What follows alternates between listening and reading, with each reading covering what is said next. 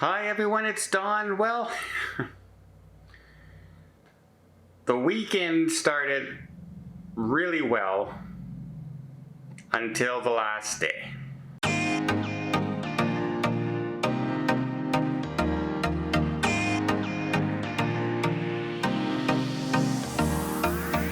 So I flew home last Friday and came back from United States, Orlando, and immediately just did a wash, showered, ate some supper, went to bed, woke up at 5 o'clock in the morning and finished packing, went over and picked up my nephew Paul, and we drove about 8 hours to Elliott Lake to go visit my sister and my stepdad. Now, my other nephew, Mark, also went down, but he was camping with his girlfriend down there. So Paul and I drove down, and on the first night we arrived and we spent some time with my stepdad Gary. He was doing well.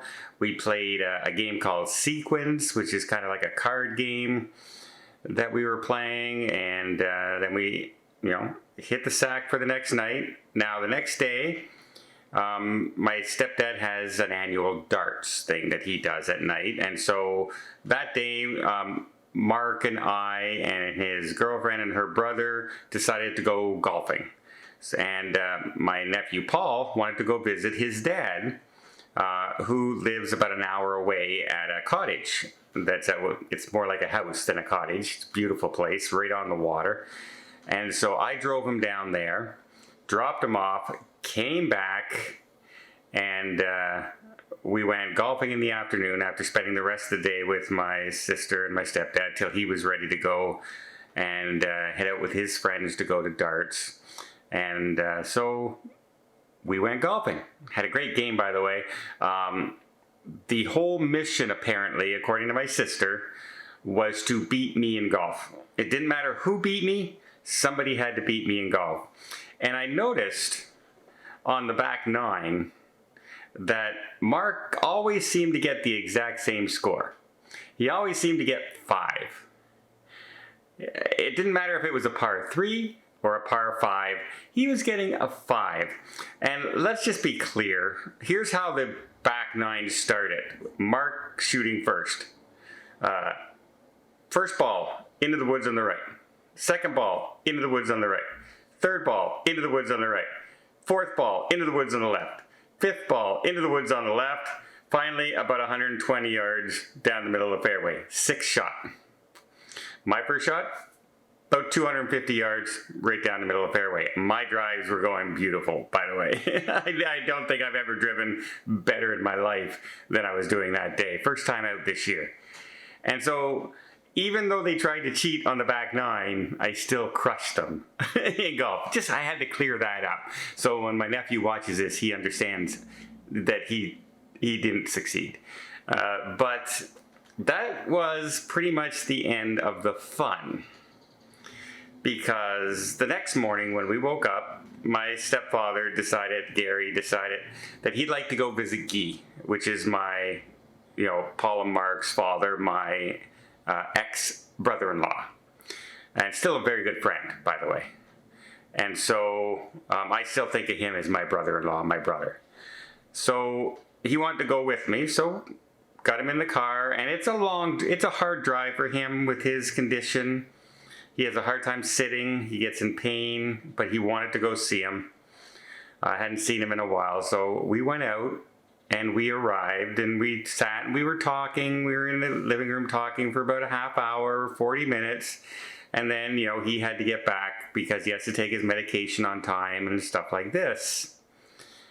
Well, as we were standing up and I walked over to put my shoes on and everything, he was just standing by the couch, standing up and just talking. And then the next thing you know, he just went like this, bam, straight back on the floor. Not folding kind of thing, straight back, just out and out collapsed. We rushed over to him. I have been a first aid responder before, so I immediately started checking him out. make sure got back to consciousness, which he was immediately. He just was kind of a little unaware of what happened, and we just slowly took our time. I checked his vital signs, I checked his back, I checked his neck, everything seemed to be okay. So remember, we're at a cottage, we're not in a town right now, so he was lucid, he was carrying on a conversation, he knew where he was, he knew the time, he knew who we were, no sign of bleeding or injury to the back or anything like that. So we slowly got him back up and sat him down for a little bit and then got him back up to his feet. And he's still saying he was fine, everything's good, he wasn't dizzy or anything. And so we slowly got him out to the car, sat him in the car and everything, and then we started driving back to Elliott Lake. And the whole time we were carrying on a full conversation. And, he called my sister and told her, should we pick up something for supper on the way home? We have to make sure we do this. We have to make sure we do that. He was carrying normal conversations. Everything was good. He wasn't feeling any pain. There was no blood or anything going on. An hour drive. Everything seems fine. He seems okay. He just had a bit of a fainting spell. And so, he is 80 years old. So we kind of, all right. And he had left his Jeep at the docks, what they call the docks, where everyone goes fishing. He has a ton of friends there, and everyone goes there during the day and they fish. And it's just on the edge of town. It's a very small town. Only has 11,000 people. So it's not like it's a 10-hour drive away. So we had to go by and pick up his Jeep, and he was, like I said, talking fine and everything was good. He got out, he says, okay, and he starts getting out of the car all by himself and everything. We said, we want somebody to go with you, to send you with Paul. No, I'm fine and everything. I'm going to talk here to my buddies who are fishing here, some of his friends, and then he's going to jump in the Jeep and go. He's just going to throw his coat into the Jeep. So we said, okay. We're sitting there watching him. I'm watching him go, and everything's fine. He's walking normal. Everything's good. And he opens up the car door, and he tosses his coat inside. And then he just turns around and looks at the car, and then he stands there for about a half a second, and bam, onto his back he goes again. That was enough for me. We called 911 immediately. I rushed over while Paul was calling him. Again, made sure there was nothing with the neck, the back, there was no blood. Put something under his head because it's all rock there and mud, but it's not hard rock, it's just uneven kind of thing. So we put a coat underneath his head for comfort, and we made him stay on the ground until the ambulance showed up. So he ends up going to the hospital. They scan him for a CT, etc., etc. Turns out there is slight bleeding, but not in the brain, not caught anything kind of thing. They even say it's not worrisome, it's not dangerous. They're just going to make a note of it. And if he comes in with any further symptoms of anything like that, they'll have a note of it at emergency and they'll take a further look at it. But all the scans show that there's really no problem.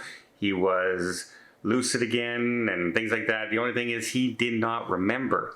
When he fell the second time and the ambulance shows up and they started asking him questions, he got everything wrong. He didn't know his birth date. He told them that he has a new pain in his back, and he had been complaining about a pain in his back the whole week with his kidneys. He says he doesn't have cancer. He has lots of cancer. Things like that, which I had to immediately correct with the emergency response team while I was there. And I was really happy I was there, and it wasn't just some of the guys fishing out there who maybe not know what to do, or God forbid he would have been out there by himself and this happens, which he often goes early in the morning before anybody else goes out there. He wants to get that early bird fishing in before everyone else shows up. And so now it looks like We were about, the next morning we were given a call. We went and picked him up before leaving back to Ottawa. Seems fine. He's just very, very slow and very, very tired. And so we're going to have to keep an eye on him. My sister's keeping an eye on him.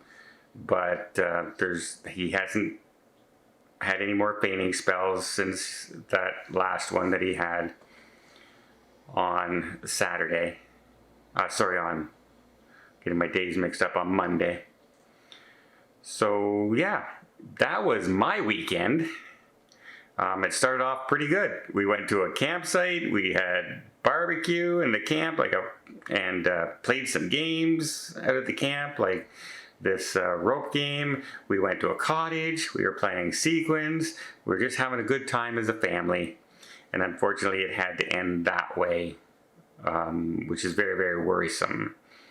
So we'll keep an eye on my stepdad. And the good news is, doesn't seem to have gotten any worse. He won't be driving for a while. We've told him no driving, period. And so, yeah.